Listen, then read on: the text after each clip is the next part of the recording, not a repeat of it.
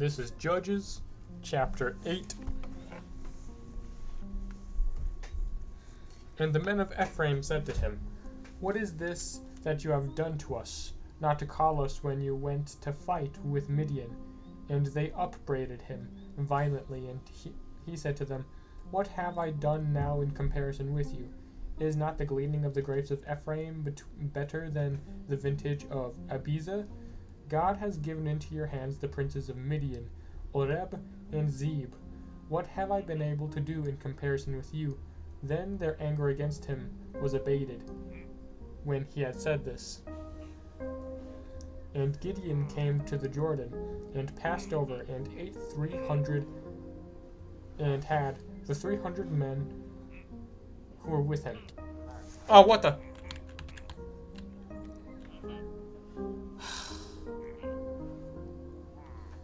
And Gideon came to the Jordan, and passed over, he and the 300 men who were with him, faint yet pursuing.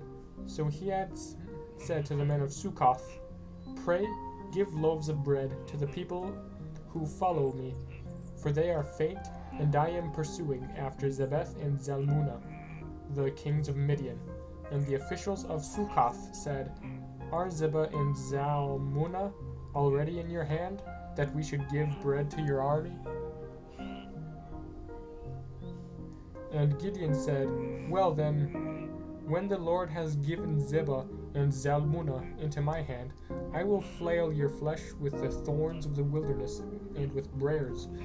And from there he went up to Penuel, and spoke to them in the same way, and the men of Penuel answered him as the men of Succoth had answered. And he said to the men of Penuel, When I come again in peace, I will break down this tower. Now Zebah and Zalmunna were in Karkua, with their army, about 15,000 men, all who were left of all the army of the people of the east, and for there had fallen 120,000 men who drew the sword. And Gideon went up by the caravan route east of Nobah of Jogbehah, and attacked the army, for the army was off its guard. And Zebah and Zalmunna fled, and he pursued them, and took the two kings of Midian, Zebah and Zalmunna, and he threw all the army into panic. Then Gideon the son of Joash returned from the battle of the ascent of Heres. Those pillagers are so annoying. Hold on.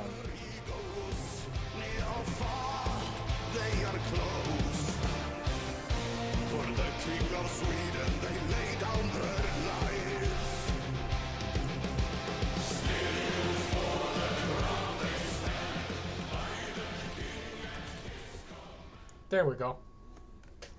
And he caught a young man of Succoth, and questioned him, and he wrote down for him the officials and elders of Succoth, 77 men. And he came to the men of Succoth, and said, Behold, Zebah and Zalmunna, about whom you taunted me, saying, Are Zebah and Zalmunna already in your hand, that we should give bread to your men who are faint? And he took the elders of the city, and took thorns of the wilderness, and briars, and with them taught the men of Succoth. And he broke down the tower of Penuel, and slew the men of the city. And he said to Zebah and Zalmunna, Where are the men whom you slew at Tabor? And they answered, As you are, so they were, every one of them. They resembled the sons of a king. And he said, They were my brothers, my sons of my mother, the sons of my mother, as the Lord lives. If you had saved them alive, I would not slay you.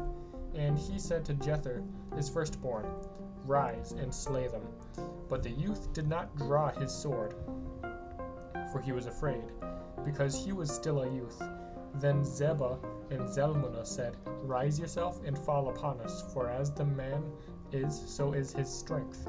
And Gideon arose and slew Zebah and Zalmunna, and he took the crescents that were on the necks of their camels. Then the men of Israel said to Gideon, "Rule over us, you and your son and your grandson also, for you have delivered us out of the hand of Midian." Gideon said to them, "I will not rule over you, and my son will not rule over you. The Lord will rule over you." And Gideon said to them, "Let me make a request of you. Give me every man of you the earrings of his spoil." For they had golden earrings, because they were Ishmaelites. And they answered, "We will willingly give them." And they spread a garment, and every man cast in it the earrings of his spoil. And the weight of the golden earrings that he requested was 1,700 shekels of gold, besides the crescents of the pendants and the purple garments worn by the kings of Midian, and besides the collars that were about the necks of their camels. And Gideon made an ephod of it and put it in his city, in Ophrah, and all Israel played the harlot after it there, and it became a snare to Gideon and to his family. So Midian was subdued before the people of Israel, and they lifted up their heads no more. And the land had rest 40 years in the days of Gideon. So Jerubbaal, son of Joash, went and dwelt in his own house. Now Gideon had 70 sons, his own offspring, for he had many wives.